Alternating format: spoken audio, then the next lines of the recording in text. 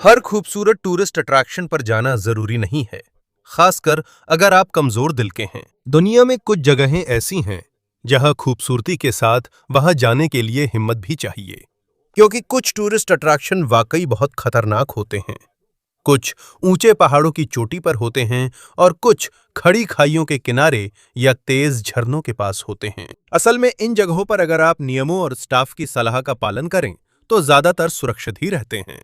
लेकिन ये जगहें कहाँ हैं और यहाँ कितना खतरा है, यही हम जानने वाले हैं। नंबर 15, अटलांटिक के ऊपर का कांच का प्लेटफॉर्म, पुर्तगाल। पुर्तगाल के मदीरा द्वीप पर एक व्यूइंग प्लेटफॉर्म है जो यूरोप की सबसे ऊंची तटीय चट्टानों में से एक के ऊपर बना हुआ है। यह है काबो हिरांग स्काईवॉक, जो समुद्र तल से लगभग 580 मीटर ऊपर स्थित है। यहां आने वाले पर्यटक किसी साधारण व्यूइंग डेक पर नहीं जाते। फर्श का बड़ा हिस्सा पारदर्शी कांच का है, इसलिए जब आप अपने पैरों की ओर देखते हैं तो सीधे अटलांटिक महासागर और चट्टान के नीचे छोटे छोटे खेत दिखाई देते हैं। कांच मजबूत है और प्लेटफॉर्म के चारों ओर रेलिंग भी है, इसलिए मेहमान आसानी से गिर नहीं सकते। असली चुनौती आपके दिमाग की है, क्योंकि पता होते हुए भी नीचे कांच है, फिर भी लगता है जैसे आप खाली जगह पर खड़े हैं। काबो हिरंग गाड़ी से आसानी से पहुंचा जा सकता है। यहाँ पहुंचने में चढ़ाई नहीं करनी पड़ती। कई मेहमान फर्श के पारदर्शी हिस्से पर कदम रखते ही धीरे धीरे चलने लगते हैं या रेलिंग पकड़ लेते हैं। समुद्र, नावों और खेतों के दृश्य के कारण ये पुर्तगाल के सबसे लोकप्रिय और सबसे ज्यादा देखे जाने वाले स्थानों में है। नंबर 14, खाई के ऊपर झूला। इक्वाडोर पहाड़ पर, जो बानोस दे अगुआ अगुआ सांता इक्वाडोर के पास है, वहां कासा डेल अरबोल दिखाई देता है। ये छोटा tree house seismic monitoring station के पास बना है और झूला घाटी की ओर है। झूले पर बैठकर आप पहाड़ के किनारे बाहर झूलते हैं और आपके पैर खड़ी जगह पर लटके रहते हैं। मौसम साफ होने पर आप दूर से इक्वाडोर के सक्रिय तुंगुराहुआ ज्वालामुखी को देख सकते हैं। झूले पर बैठकर ऊंचाई, बादलों और दृश्य के कारण ऐसा लगता है जैसे हवा में तैर रहे हों। ये झूला तब मशहूर हुआ जब खाई के ऊपर झूला झूलते पर्यटकों की तस्वीरें ऑनलाइन वायरल हुईं। पहले इसकी सेटअप बेहद साधारण थी, लकड़ी की सीट, 2 लंबी रस्सियां और लगभग कोई सुरक्षा नहीं। जैसे जैसे यहां आने वाले लोगों की संख्या बढ़ी, जगह को बेहतर बनाया गया और सुरक्षा के उपाय भी बढ़ाए गए। अब यहां सेफ्टी बेल्ट है, स्टाफ मौजूद हैं जो निगरानी करते हैं और आसपास कई और झूले, व्यूइंग एरिया और आकर्षण भी हैं। ये अब ज्यादा सुरक्षित है, पर घबराहट बनी है। जब आप झूले के सबसे दूर वाले हिस्से पर होते हैं तो आपके पैरों के नीचे सिर्फ पहाड़, बादल और गहरी घाटी दिखाई देती है। Number 13, step into the void, France. Aiguille du Midi French Alps में एक पारदर्शी कांच का बॉक्स है जो ऊंचे पर्वतीय स्टेशन के किनारे निकला है। इस आकर्षण को स्टेप इनटू द वॉइड कहा जाता है। यह समुद्र तल से 3842 मीटर की ऊंचाई पर है। कांच के बॉक्स में फर्श और 3 दीवारें पारदर्शी हैं। अंदर जाने पर लगता है जैसे आप हवा में हैं और नीचे एक खड़ा बर्फीला पहाड़ है। यहां पहुंचने के लिए तकनीकी चढ़ाई जरूरी नहीं। शैमोनिक्स से एक केबल कार तेजी से एग्विल डू मिडी तक जाती है। तेजी से ऊपर चढ़ना कभी-कभी समस्या बन सकता है। इस ऊंचाई पर पतली हवा के कारण कुछ पर्यटकों को चक्कर, सिर दर्द, मतली या सांस लेने में दिक्कत हो सकती है। माउंटेन स्टेशन पहुंचकर जल्दबाजी ना करें। पहले शरीर को ऊंचाई के अनुसार ढलने दें, फिर ऊपर वाले दर्शक स्थल पर जाएं। ग्लास बॉक्स में प्रवेश करने से पहले मेहमानों को मुलायम चप्पलें पहनाई जाती हैं ताकि कांच को कोई खरोंच न लगे। एक समय में केवल सीमित संख्या में लोग ही अंदर जा सकते हैं। साफ मौसम में यहां से ग्लेशियर और आल्प्स की ऊंची चोटियां दिखाई देती हैं, लेकिन जब घना बादल, तेज हवा या बर्फ आ जाती है तो पूरा नजारा अचानक गायब हो सकता है। खुद कांच को भी भारी परिस्थितियों को झेलने के लिए बनाया गया है, लेकिन पारदर्शी डिब्बे में खड़े होने का एहसास लगभग 4000 मीटर की ऊंचाई पर कई पर्यटकों को पूरी तरह अंदर जाने से पहले ही रोक देता है। नंबर 12, हाफ डोम की अंतिम केबल चढ़ाई, संयुक्त राज्य अमेरिका। कैलिफोर्निया के योसेमाइट नेशनल पार्क में एक ग्रेनाइट पहाड़ है जो बीच से कटा हुआ सा दिखता है। ये है हाफ डोम, अमेरिका के प्रसिद्ध प्राकृतिक स्थलों में से एक। शिखर तक पहुंचना लंबा सफर है। कौन सा रास्ता चुनते हैं उस पर निर्भर करता है। दूरी 14 से 16 मील तक हो सकती है। इस चढ़ाई में वापसी भी शामिल है और आगंतुकों को योसेमिटी वैली से करीब 5000 फीट ऊपर जाना होता है। उन्हें झरनों, जंगलों, पथरीले रास्तों और खड़ी सीढ़ियों से गुजरना पड़ता है। फिर वे सबसे खतरनाक हिस्से हाफ डोम केबल्स तक पहुंचते हैं। अंतिम चढ़ाई में 2 मोटी स्टील केबलें खड़ी ग्रेनाइट ढलान पर लगी हैं। इन्हें मेटल पोस्ट से ऊपर उठाया गया है और पैरों के आराम के लिए लकड़ी के बोर्ड हैं। यहाँ न साधारण सीढ़ियां हैं, न लगातार रेलिंग। आपको अपने शरीर को ऊपर खींचने के लिए अपनी खुद की ताकत का इस्तेमाल करना पड़ता है, जबकि आपके पैर फिसलने से रोकते हैं। जब ग्रेनाइट सूखा होता है तब भी चढ़ाई करना मुश्किल होता है। गीला या बर्फीला होने पर यह बहुत फिसलन भरा हो जाता है। नेशनल पार्क सर्विस के अनुसार केबल सेक्शन में दर्ज की गई ज्यादातर बड़ी दुर्घटनाएं तब हुई हैं जब पत्थर गीला या बर्फीला था। गरज चमक वाला तूफान भी खतरनाक होता है। चोटी खुली होने से बिजली गिरने पर सुरक्षित आश्रय नहीं मिलता और केबलें लगी होने पर परमिट चाहिए। भीड़ भाड़ कम करने के लिए प्रवेश करने वालों की संख्या सीमित की जाती है, क्योंकि जब लोग एक साथ ऊपर चढ़ते और नीचे उतरते हैं तो चलना मुश्किल हो जाता है। सिर्फ परमिट होने का मतलब ये नहीं है कि चढ़ाई अपने आप सुरक्षित हो जाती है। अगर मौसम का पूर्वानुमान खराब है तो पार्क अधिकारियों की सलाह बिल्कुल स्पष्ट होती है। शिखर की जिद से बेहतर है पीछे हटना। नंबर 11, एंजल्स लैंडिंग, यूएसए का नाइफ एज ट्रेल। यूटा के सायोन नेशनल पार्क में एक ट्रेल है जो एक संकरी चट्टान की संरचना तक जाती है, जिसे ऊंची घाटियां चारों ओर से घेरे हुए हैं। एंजल्स लैंडिंग की कुल दूरी लगभग 5.4 मील है, जो आने जाने दोनों तरफ की है। हाइकर्स को चोटी तक पहुंचने से पहले लगभग 1500 फीट ऊपर चढ़ना पड़ता है। शुरुआत में वे वॉल्टर्स विगल्स नामक लंबी घुमावदार ट्रेल से गुजरेंगे।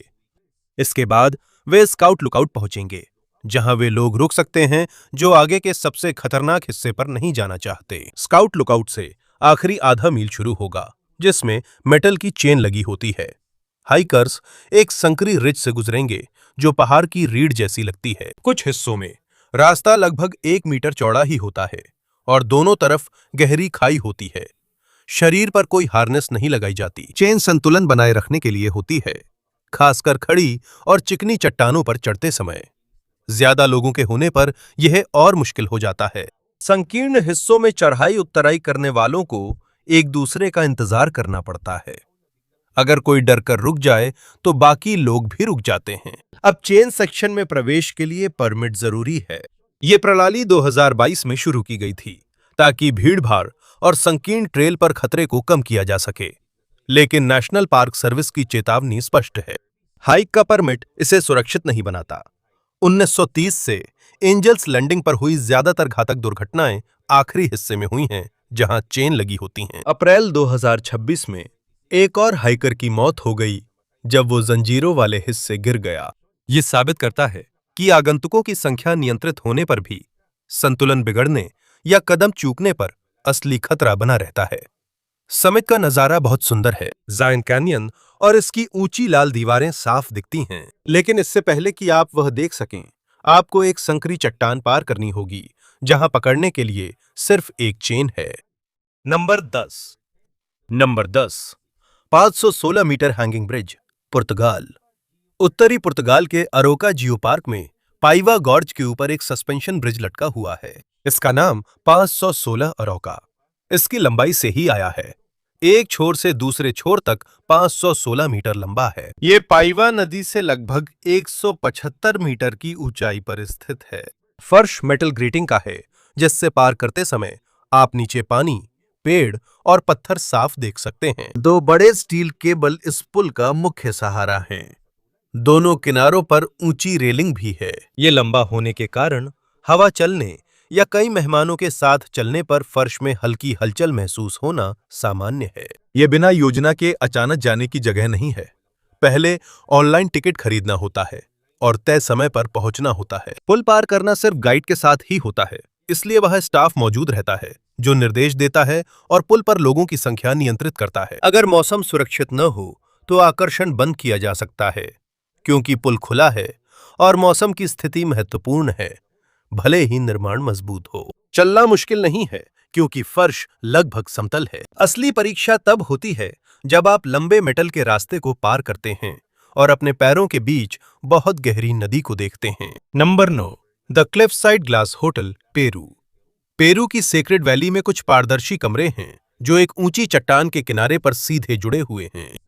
ये अनोखा होटल है स्काई लॉज एडवेंचर सूट्स, जिसे एडवेंचर कंपनी नटूरा विवे चलाती है। ये कैप्सूल घाटी से लगभग 1200 फीट की ऊंचाई पर स्थित है।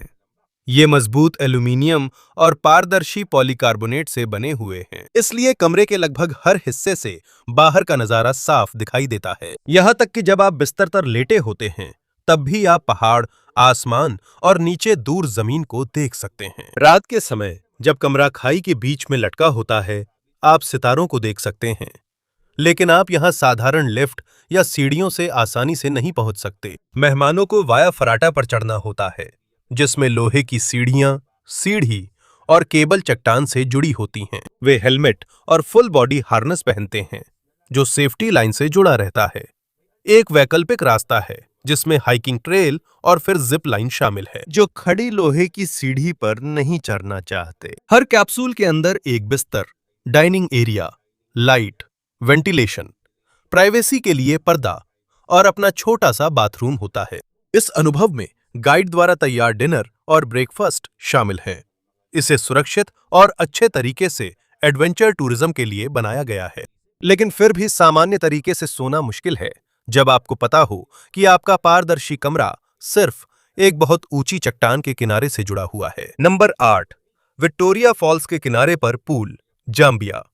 अफ्रीका में विक्टोरिया फॉल्स के शीर्ष पर एक प्राकृतिक रॉक पूल है जो लगभग विशाल झरने के बिल्कुल किनारे पर स्थित है। ये डेविल्स पूल कहलाता है और जाम्बेजी नदी में जाम्बिया के लिविंगस्टोन द्वीप के पास है। जब आप इसके किनारे लेटते हैं तो आप देख सकते हैं कि पानी लगातार 300 फीट से भी गहरी खाई में गिरता जा रहा है। झरने की आवाज भी बहुत तेज होती है और जब आप किनारे के पास होते हैं तो बातचीत की आवाज लगभग सुनाई नहीं देती।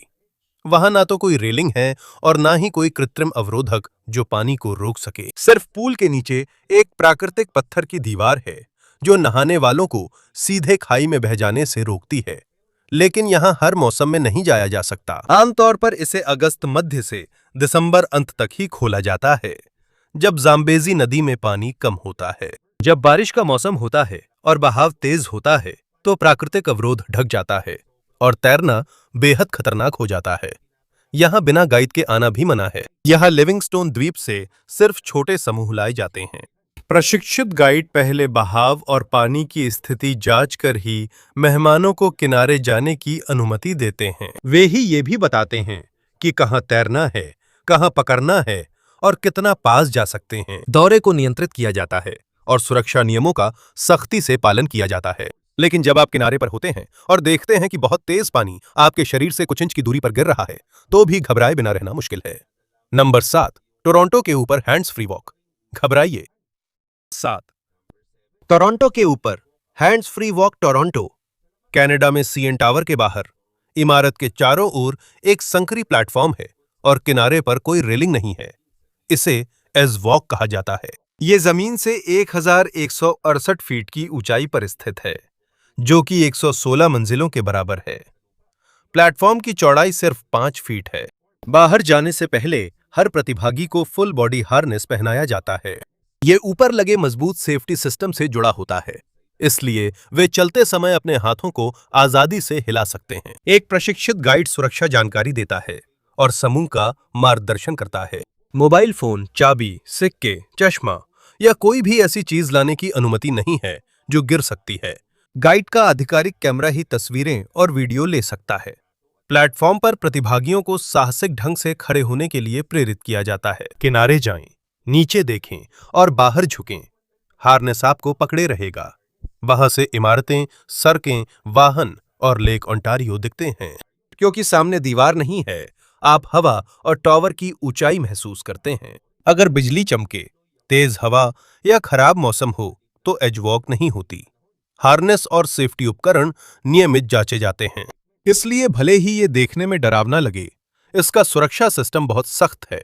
कई प्रतिभागियों के लिए सबसे मुश्किल हिस्सा चलना नहीं है, ये पहला कदम बाहर रखना है। जब उन्हें पता चलता है कि वे टोरंटो में 1000 फीट से ज्यादा ऊंचाई पर इमारत के बाहर हैं। Number 6, troll Tunga. नॉर्वे की चट्टान जो बादलों के ऊपर है। पश्चिमी नॉर्वे के ऊंचे पहाड़ों में एक चट्टान है जो खाई के किनारे जीभ की तरह निकली है, इसीलिए इसे ट्रोल टुंगा कहा जाता है, जिसका मतलब है ट्रोल की जीभ। ये समुद्र तल से 1100 मीटर से भी ऊपर है। चट्टान के किनारे से आप रिंगेडाल्सबातनेट झील और आसपास के पहाड़ देख सकते हैं। चट्टान पर कोई रेलिंग या सुरक्षा बैरियर नहीं है। जो पर्यटक चट्टान के किनारे फोटो खिंचवाना चाहते हैं, उन्हें हर कदम पर सावधान रहना पड़ता है। वहां पहुंचने से पहले लंबी यात्रा करनी पड़ती है। किस पार्किंग क्षेत्र से शुरू करते हैं, उस पर निर्भर करता है।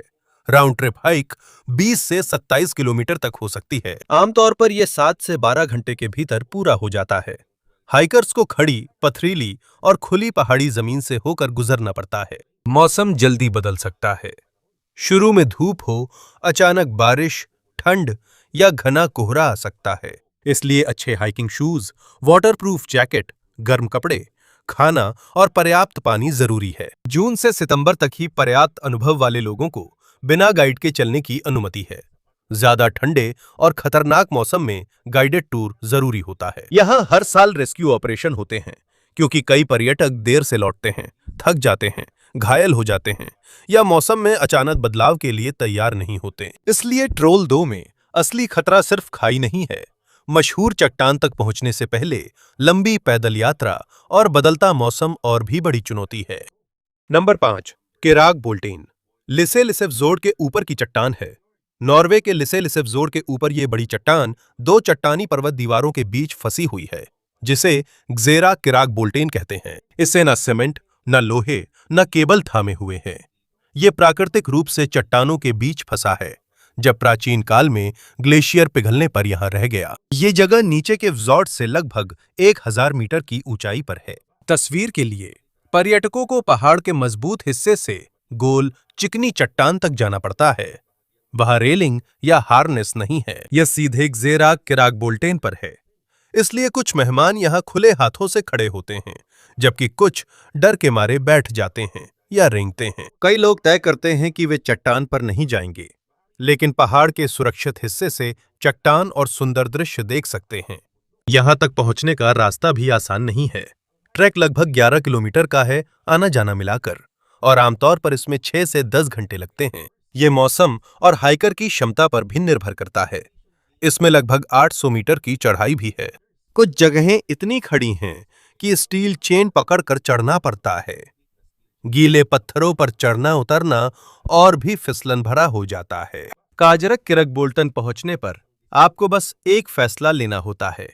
क्या आप सुरक्षित हिस्से में रहेंगे और दूर से फोटो लेंगे, या आप उस पत्थर पर कदम रखेंगे जो लगभग 1 किलोमीटर गहरी खाई के ऊपर लटका हुआ है। नंबर 4, कामिनेतो डेल रे। स्पेन का चट्टान किनारे बना पैदल मार्ग। मलागा, स्पेन के एक संकरे कंठ में एक वॉकवे है जो सीधे पहाड़ की खड़ी दीवार से जुड़ा हुआ है। कामिनेतो डेल रे को 1900 के शुरुआती वर्षों में बनाया गया था, ताकि मजदूर जल विद्युत संयंत्रों तक जा सकें। पुराना रास्ता केवल कंक्रीट का था, लगभग 3 फीट चौड़ा, और नदी के ऊपर 300 फीट से भी ज्यादा लटका हुआ था। समय के साथ ये वॉकवे खराब हो गया। कंक्रीट में छेद और लोहे में जंग लग गई। कुछ हिस्से खाई में गिर गए। फिर भी खतरे के बावजूद पर्वतारोही और रोमांच प्रेमी यहां आते रहे। कुछ घातक हादसों के बाद सरकार ने इसे 2001 में बंद कर दिया। कामिनेतो डेल रे को पूरी तरह से मरम्मत करने के बाद मार्च 2015 में फिर से खोला गया। टूटी सड़क की जगह अब मजबूत लकड़ी का बोर्डवॉक है, जिसमें स्टील सपोर्ट और रेलिंग है। आगंतुकों को हेलमेट पहनना जरूरी है। ये अब सुरक्षित है अगर आप नियमों का पालन करें, लेकिन इसका मतलब ये नहीं कि ये डरावना नहीं है। कुछ जगहों पर आप लकड़ियों के बीच बहती नदी और बड़े पत्थर देख सकते हैं। वॉकवे भी घाटी की दीवार के बहुत करीब है, जबकि दूसरी तरफ सीधी खाई है। बोर्डवॉक लगभग 3 किलोमीटर लंबा है, लेकिन अगर घाटी के अंदर और बाहर जाने वाले ट्रेल्स को भी शामिल करें तो पूरी यात्रा और भी लंबी हो जाती है। इसलिए कैमिनेटो डेल रे अब वो टूटा फूटा मौत का जाल नहीं रहा जिसके लिए ये पहले मशहूर था, लेकिन ये अभी भी यूरोप की सबसे रोंगटे खड़े कर देने वाली चट्टान किनारे की पैदल राहों में से एक है। Number 3, tigers nest. मठ आसमान में बसा भूटान का मंदिर।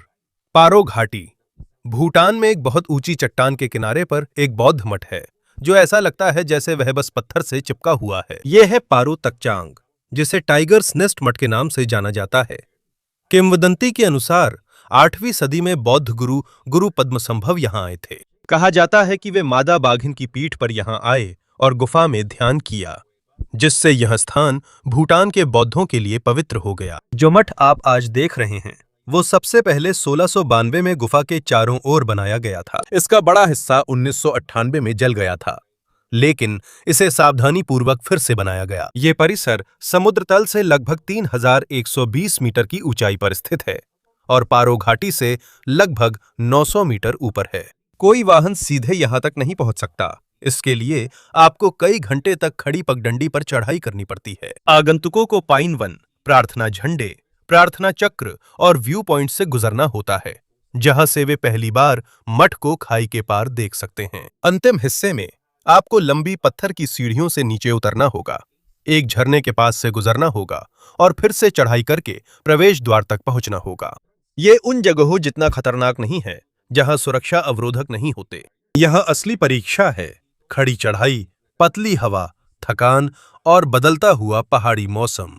अंदर पहुंचने पर पवित्र हिस्सों में यूं ही फोटो लेना मना है। यह भी अपेक्षित है कि आप ठीक से कपड़े पहनें और भिक्षुओं व उपासकों का सम्मान करें। भूटान आने वाले अधिकांश अंतर्राष्ट्रीय पर्यटकों से सतत विकास शुल्क ली जाती है। देश इस शुल्क का उपयोग संस्कृति, प्रकृति और पर्यटन अवसंरचना की देखभाल में करता है।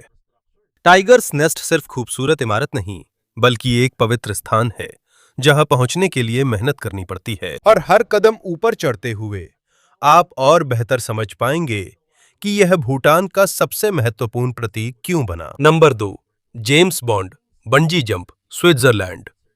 दक्षिणी स्विट्जरलैंड की वेरजास्का घाटी में एक डैम है जो फिल्म गोल्डन आई की वजह से मशहूर हुआ। वेरजासियास्का डैम की ऊंचाई 220 मीटर या लगभग 720 फीट है। ये यूरोप के सबसे ऊंचे कमर्शियल बंजी जंप्स में से एक है। गोल्डन आई के ओपनिंग सीन में, जो 1910 में सेट है, जेम्स बॉन्ड को डैम के ऊपर दौड़ते हुए और सिर के बल छलांग लगाते हुए दिखाया गया है। असल में पियर्स ब्रॉसनन ने छलांग नहीं लगाई थी। यह खतरनाक stunt British stuntman Wayne Michaels ने असली वेरजास्का डैम पर किया था। उस सीन ने उस जगह को दुनिया भर में मशहूर कर दिया। फिल्म रिलीज के बाद वहां कमर्शियल बंजी ऑपरेशन शुरू हुआ। कूदने से पहले प्रतिभागी का वजन और जांच होती है। उसे मजबूत हार्नेस पहनाकर प्रशिक्षित जंप मास्टर बंजी कॉर्ड से जोड़ते हैं। प्लेटफॉर्म से नीचे डैम की बड़ी घुमावदार दीवार दिखती है। काउंटडाउन के बाद आपको खुद को आगे फेंकना होता है और गुरुत्वाकर्षण पर छोड़ देना होता है। कुछ सेकंड आप गिरते हैं, फिर इलास्टिक कॉर्ड आपको ऊपर खींचता है। इसकी सुरक्षा प्रक्रिया बहुत सख्त है। 220 मीटर ऊंचे डैम के किनारे खड़े होकर कूदने का आदेश सुनने का इंतजार करते समय कोई ट्रेनिंग डर दूर नहीं कर सकती। नंबर 1, माउंट हुआ का प्लैंक वॉक, चीन। चीन के शांक्सी प्रांत में माउंट हुआ स्थित है, जो देश के 5 पवित्र पर्वतों में से एक है। साउथ पीक पर एक संकरी सड़क है जो खड़ी खाई के किनारे से जुड़ी है। इसे चैंगकोंग प्लैंक रोड या माउंट हुआ प्लैंक वॉक कहते हैं। साउथ पीक समुद्र तल से 2100 मीटर से भी अधिक ऊंचाई पर है। प्लैंक वॉक तक पहुंचने के लिए आप पहले केबल कार में सवार हो सकते हैं और फिर पैदल यात्रा जारी रख सकते हैं। पहाड़ की लंबी और खड़ी सीढ़ियां चढ़नी पड़ती हैं। इस जगह के इतिहास के अनुसार पहली क्लिफ पाथ 13वीं सदी में ताओवादियों द्वारा बनाई गई थी, जो ध्यान के लिए शांत और एकांत जगह की तलाश कर रहे थे। आज जिस रास्ते से गुजरना है वो संकरी लकड़ी की पट्टियों, लोहे के पायदानों और कुछ हिस्सों में चट्टान को काटकर बनाए गए रास्तों से बना है। कुछ हिस्से एक पैर जितने चौड़े हैं। अंदर जाने से पहले आगंतुकों को सेफ्टी हार्नेस पहनना जरूरी है। इसे स्टील केबल से जोड़ा जाता है, जबकि हाथ दीवार पर लगी चेन को पकड़ते हैं। सेफ्टी इक्विपमेंट होने के बावजूद हर कदम पर घबराहट महसूस होती है। एक ओर सख्त ग्रेनाइट की दीवार है, दूसरी ओर खुली खाई है, जहां न रेलिंग है न चौड़ा प्लेटफॉर्म। कभी कभी रास्ता तंग होने पर सामने वालों से मिलना या इंतजार करना पड़ता है। ये मुख्य रास्ते का हिस्सा नहीं है, बल्कि एक वैकल्पिक आकर्षण है। इसलिए ऊंचाई से डरने वाले इसे आजमाने से बच सकते हैं। आगे बढ़ने वालों के लिए यही असली परीक्षा है। तुम्हें हार्नेस पर भरोसा करना, चेन को कसकर पकड़ना और डर से न घबराना है जब तुम पवित्र पहाड़ के किनारे पतली लकड़ी पर चलते हो। यह सूची में सबसे ऊंचा या सबसे आधुनिक आकर्षण नहीं है, लेकिन जितने भी जगह हमने देखी हैं, माउंट हुआ, प्लैंक वॉक, शायद वो जगह है जिसे बिना सोचे देखना सबसे मुश्किल है। क्या तुम पहला कदम उठा सकते हो?